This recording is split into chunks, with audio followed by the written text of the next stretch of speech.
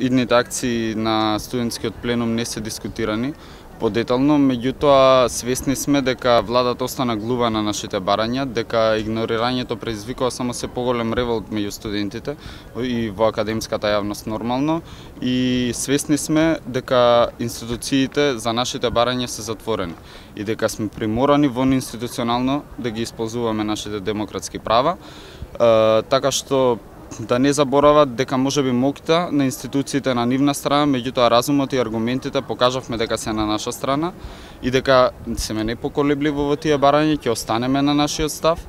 Категорично го отфрламе предлогот за државен испит и ќе се бориме да го оствариме тоа. Ќе се бориме владата да ја натераме да ретерира во својот став и да се откаже од оваа погубна политика на реформи во високото образование. Што разговараше на пленумот? Вчера не се разговараше ништо конкретно, едноставно се анализираат и другиот пакет на мерки, пленумот нормално како и досега, како што покажа, аргументирано ќе излезе и ќе ги поддржи со аргументи ќе подржи со аргументи својата анализа и едноставно ќе им покаже на владата досега како се работат реформи и како уствари сите заедно, и академската јавност и факултетите заедно со професорите ќе успееме да издействуваме еден добар пакет на реформи кои ќе кои ќе придонесат на вистина за подобрување на квалитетот на високото образование. Значи тек сега ги анализирате, значи овие останатите мерки кои што ги... Да, меѓутоа како ние да влеземе во некаква дискусија покрај оваа пракса која покажува владата и покрај игнорирањето кое едноставно ни создава преголем револт игнорирањето од страна на владата. Они не сакаат едноставно да одговорат на широката сеопфатна анализа која ние дадовме, едноставно не сакаат да одговорат на професорите. Не сакаат да им одговорат на професорите и на факултетите кои јасно и категорично се изјаснија против ваквата мерка државен испит. Едноставно не знаеме веќе кој институционален пат студентскиот пленум и студентите едноставно да го фатат и да ги анимираат своите интереси. Ако владата продолжи со овие чекори, кои се вашите планови? Конкретно нешто.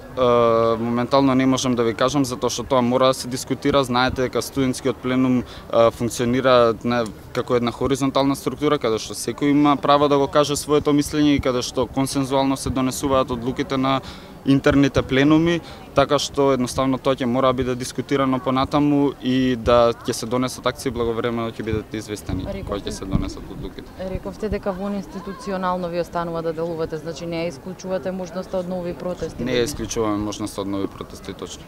Дали ќе ги бойкотирате студиите ако остане владата на овој став? Тоа се акции кои ви кажав понатаму ќе мора да бидат дискутирани, не можам сега јас да ви кажам конкретно што и како ќе бидат понатамошните акции, меѓутоа не е исклучена и таа можност. Зборувате за игнорантски однос од страна на власта. Што зборува всушност тоа за една власт? Седно дали ти или Христијан, не е важно кој ќе одговори. Значи власт која што не ги слуша тие што велат дека се иднине на оваа држава, така?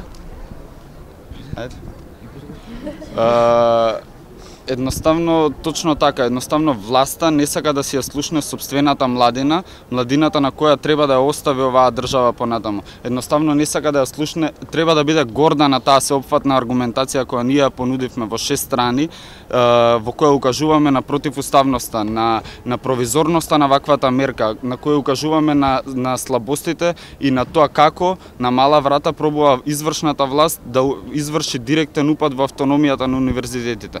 Не знаеме понатаму како едноставно да го анимираме, како да допреме до свеста на власта, моментално да ги слушне нашите барања и едноставно да се одважи, да не седне на маса, заедно академската јавност, професорите и студентите од една страна и власта како заинтересирана страна, се со цел сите заедно да придонесеме за една успешна реформа во високообразовниот систем, да оставиме и за нас и за идните генерации една подобра иднина, надеж дека едноставно можат некои работи да бидат средени во нашата држава, едноставно да оставиме иднина и тој брейн дрейн, да го прекинеме оној брейн дрейн, да го прекинеме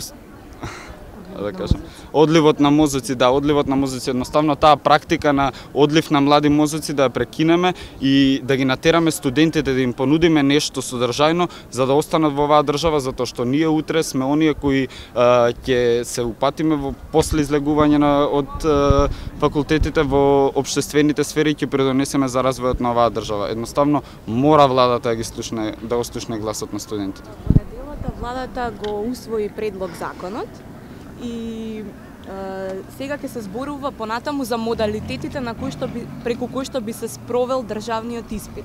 Дали е ова прифатливо?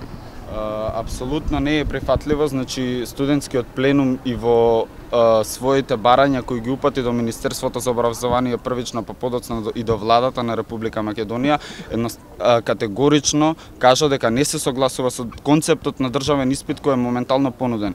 Кога ние категорично укажуваме на неуставноста и на провизорноста на оваа мерка, која сме убедени дека нема да вроди со плод и дека нема да донесе никакви суштински промени, не планираме и не се осудуваме да влеземе во некаква дискусија за техничките работи.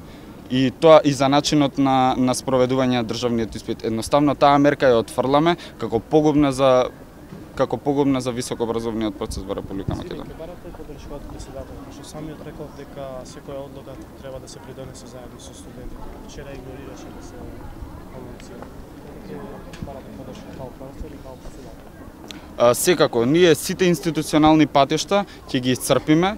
Исто така ќе упатиме и барање да не поддржи претседателот првично како професор, затоа што сепак он е граѓанин на оваа земја и професор, па потоа е претседател на Република Македонија. Ќе бараме и од него да не поддржи, да се одважи и едноставно да ги слушне и он барањата на студентите и да придонесе во овој процес на добро реформирање на високото образование.